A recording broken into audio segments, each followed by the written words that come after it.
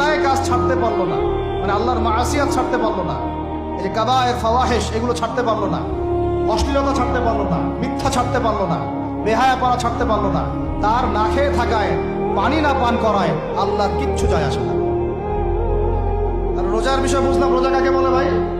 মানে রোজা মানে হচ্ছে আমি আল্লাহ পাকের সমস্ত নিষেধ ছেড়ে দিব। কি করব? আল্লাহর সমস্ত নিষেধ রোজা থেকেছি, পানি খাচ্ছি না, খাবার খাচ্ছি না, কার ভয়ে?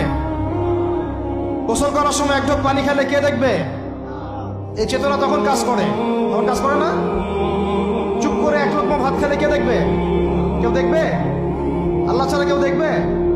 কেউ দেখবে না। তারপর আপনি খান না কেন? আপনি খান না কেন? কারণ আপনি অনুভব করেন যে আল্লাহ পাক আমাকে দেখছেন।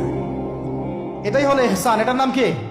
ইহসান। এটাই বলা হচ্ছে হাদিসে জিবরিলের মধ্যে, আনতা আবুদুল্লাহ কাআন্নাকা তারাহ, তুমি এমন ভাবে আল্লাহর ইবাদত করো যেন তুমি আল্লাহকে দেখতে পাচ্ছ।